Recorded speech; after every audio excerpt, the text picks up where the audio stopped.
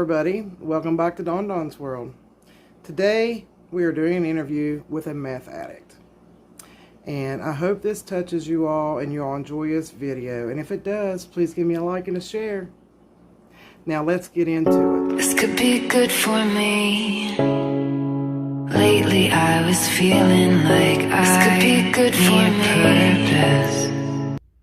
Thank you for joining me today. Can you introduce yourself? My name is Joey Wade. Where are you from, Joey? Poca, West Virginia. Can you tell us a little bit about yourself? I'm a recovering addict. I've been in a program for 30 days. This past Monday, today I'm 32 days clean. It's all right. It's good. That's good. It feels good. Me and my wife are separated right now because of my addiction and my behavior due to my addiction.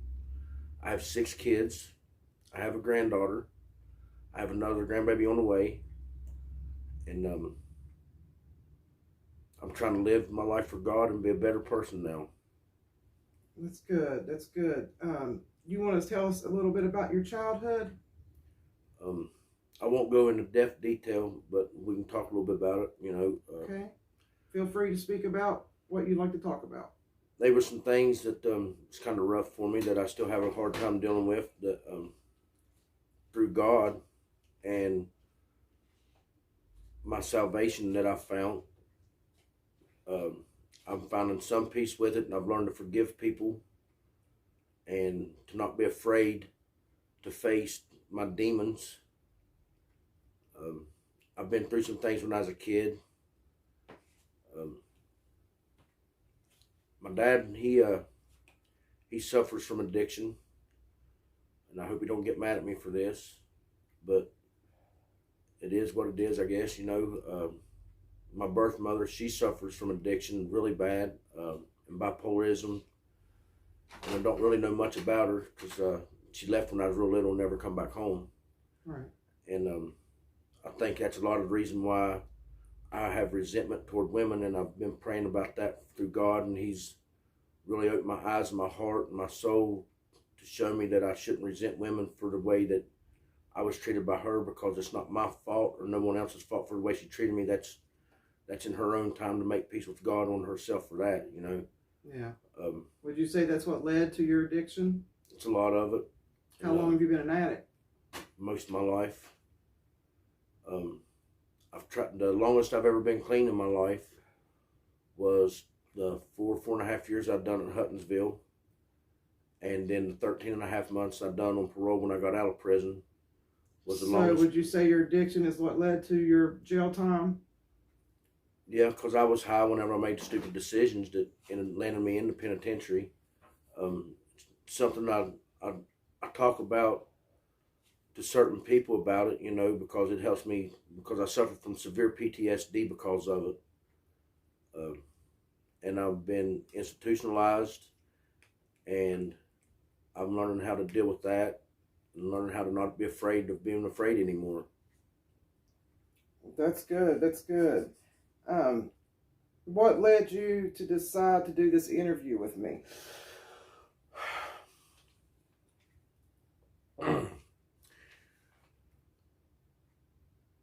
Because I know what it's like to be an addict and to be scared and to be afraid to admit that you're an addict. And I just hope that if it helps just one person. I'll do 1,000 of these interviews if it helps one person. Yeah. I pray for all addicts all over the world every morning when I wake up out of bed, and every evening when I go to bed, that God keeps them alive and keeps them safe, and that just sends an angel in their path, you know, or rocks their world to where they have nowhere else to turn but to God and to sobriety, you know what I mean? Yes. Because honestly, if I hadn't turned my life back over to the Lord, I wouldn't have found my sobriety. So I was going to ask you what your sole source of strength was for this, and I would say that it's God. Yeah, that's my higher power, and I'm not afraid to admit it. I don't care to admit it. I'm not ashamed to admit it. Um, at first, I used to be ashamed of who and what I've become. Um, in some ways, I guess I still am ashamed, not of what I am, but what I've become and what my addiction led me to do to other people. How has it affected your marriage? It's pretty much destroyed it. I'm not gonna lie. I mean, we're not divorced right now. That's still up in the air, but I've prayed on it and I've seeked God's face over it, and He's answered me in several different ways and told me that He's working on it and to let things go in His time and not mine. I pray every day for my marriage, and I know that my marriage didn't fail overnight. I didn't push my wife and my kids out my door and away from me and to be afraid of me overnight. It was over a period of things and a period of ways that I treated them. So I know God's not going to fix it overnight. I've learned to be humble and to accept the things that I have no control over. And if it's the answer I don't want to hear, I've learned to say, okay, I respect that and I accept that, and I go to God over it. And I put it in His hands and I let Him work it out. And in the past 32 days,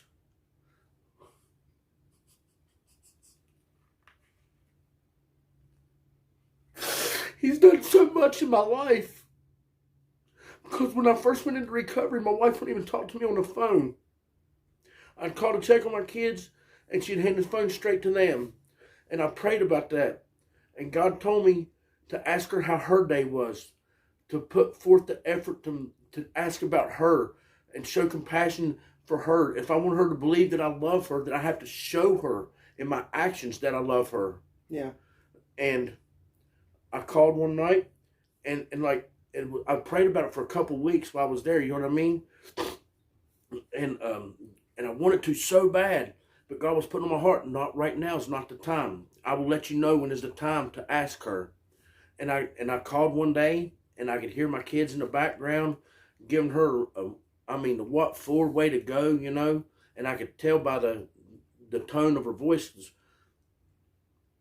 Me and my wife have been married for 9 years, the 13th of this month. Or not this month, but the 13th of next month. The 13th of May, we'll be married for 9 years.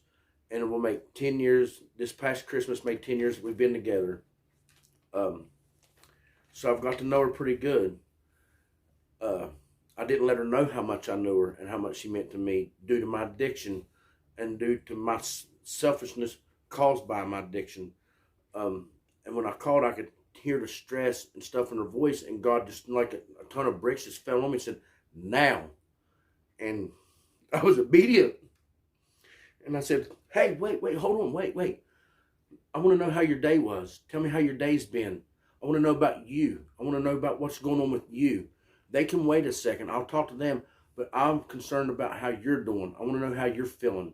Tell me about how your day's been so far, because we wasn't allowed to call till the evening time down there where I was at.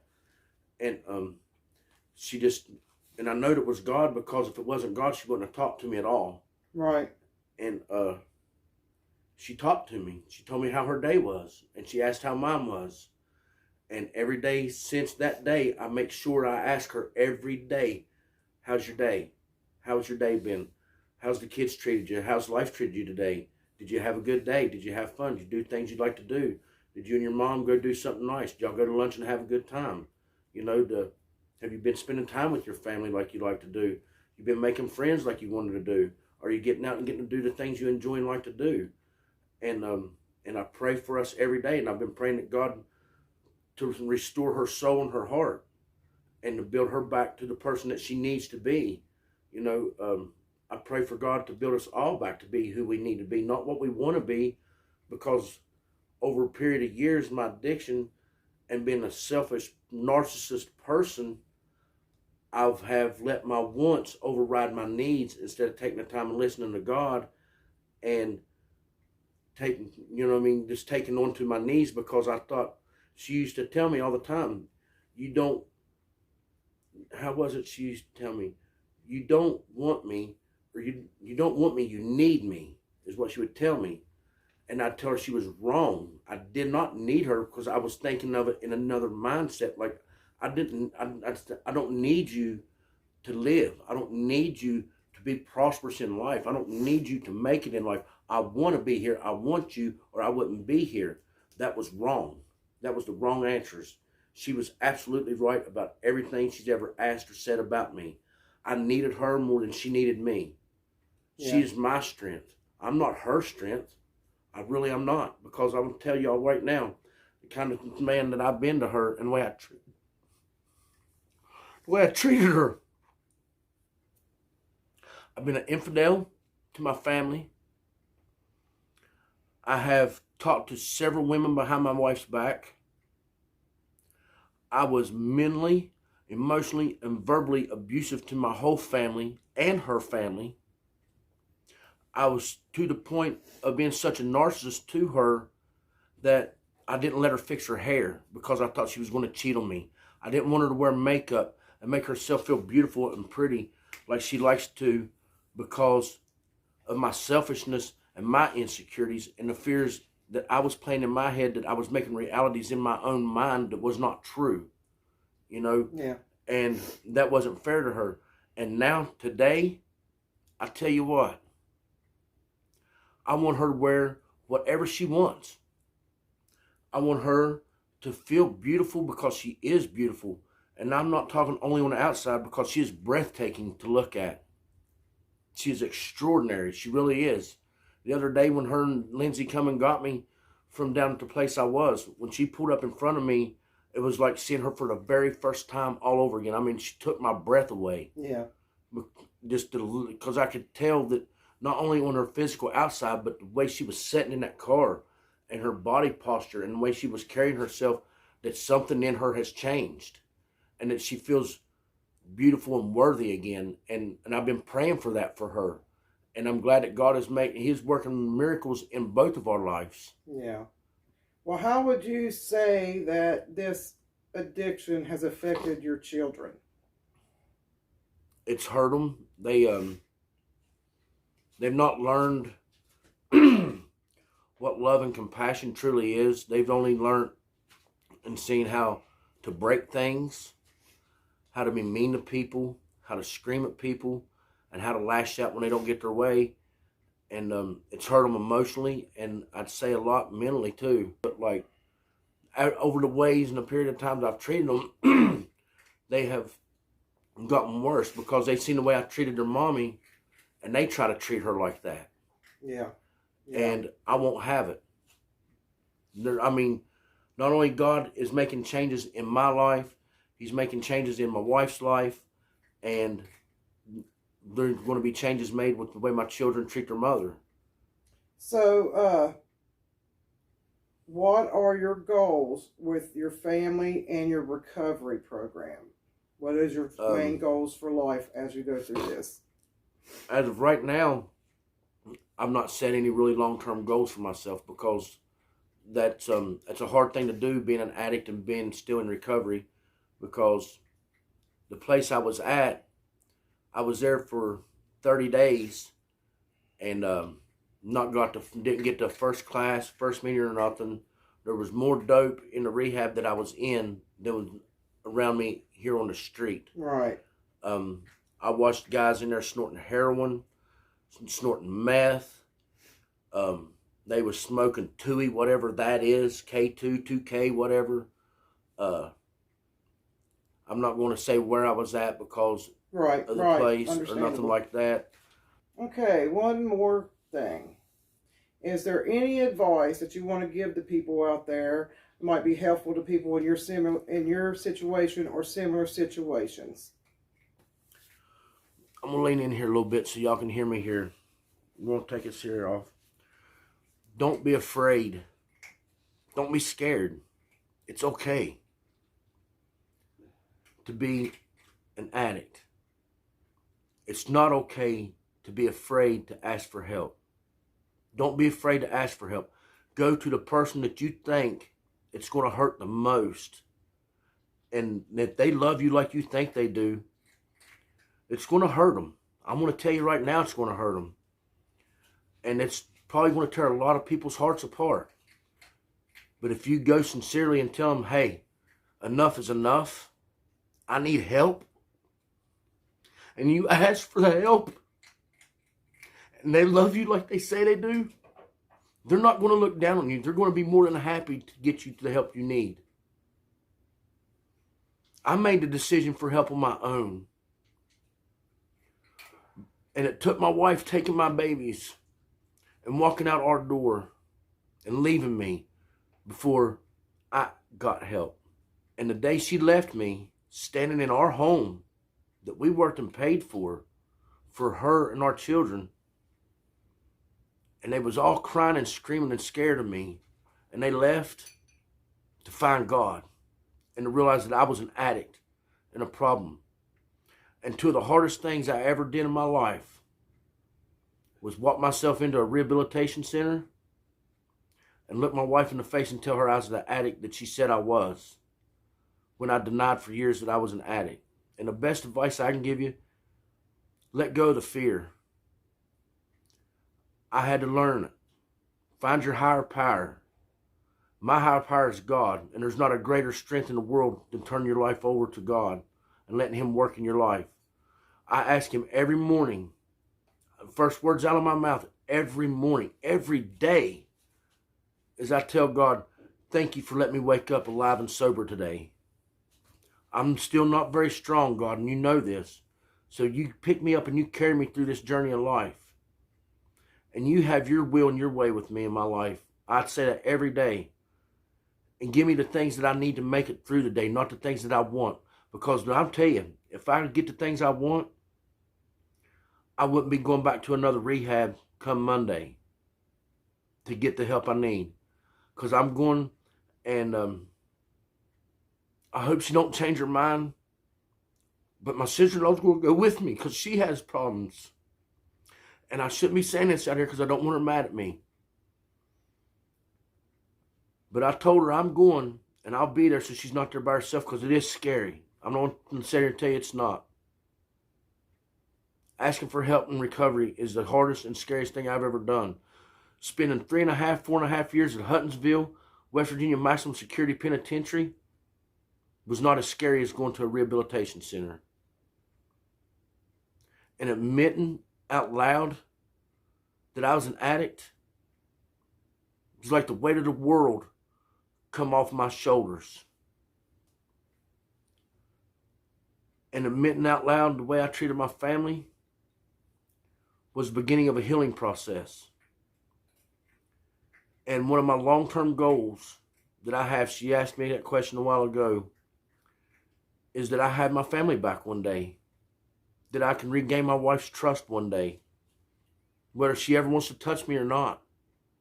She is my strength. She's my rock. And it's high time I start treating her like a lady and the queen that she is, instead of a piece of dog meat laying on my floor somewhere. That's the best advice I can give any of you.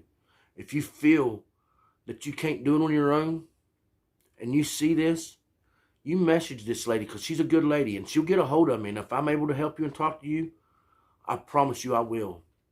Through anything. I've never done heroin. I've never been a pill person. I've had a drinking problem, and I prayed about that a long time ago, and to the point where I'd want to drink beer and I'd buy it, and I'd take a drink and it'd make me so sick I couldn't, so I'd throw it in the trash. And God did that with me until I didn't crave it anymore. And he was my rehab on that. I'm a meth addict. I was watching a TV program a couple weeks ago, and they were smoking a tube pack, and I broke out in a cold sweat. My mouth started watering, my hands started sweating. I got jittery and nervous, and I'd been having a bad day that day, and I had to get up and go downstairs and call my wife on the phone and ask for extra prayer and told her I needed help, that I was weak and I was ready to leave. And I've been fighting leaving the place all day that day. But I know if I give up on this, I lose way more than my sobriety. I lose my kids, everything that I've worked hard for, and it's not worth it. And my salvation, my family, peace of mind, and seeing them act and be normal people again and happy. See my wife's beautiful face with her makeup on that makes her feel like she's beautiful, wearing the clothes that she chooses to wear, not what I choose for her to wear, and feel beautiful. It's worth it. I'm telling you, if you just surrender and ask God to help you, and you ask the nearest person to you that you trust and love with everything in you, and usually it's your husband or your wife, your mom, your dad, your kids. So I've got a couple of friends that I can ask for help, that I love like brothers, that I call my brothers. They'll get right up in my grill and tell me all about myself. That's a friend. When they look you in the face and tell you you're wrong, you need help, say, okay, I do. Can you help me? And I promise you, if they're the friend they say they are, you'll get that help. The best advice I can say is quit being afraid of being afraid. Release your fears. Release the negativity out of your heart and your head. Satan lives here. God lives here. See? My mother-in-law got me this for Christmas one year. And I don't know who prayed over this necklace before it reached my hands. But as soon as I seen it, I cried. And I wore it for a while. And then I got to where I wouldn't wear it at all because it burned my chest. It set me on fire. Because of what it is. And what I know it means to me in my heart. And what God means to me. That I quit wearing it. And I have another one that is right there. There's a shield with the cross. The shield protects my heart. Keeps Satan away from me. And they help me every day. I never take this one off, not for nothing in the world.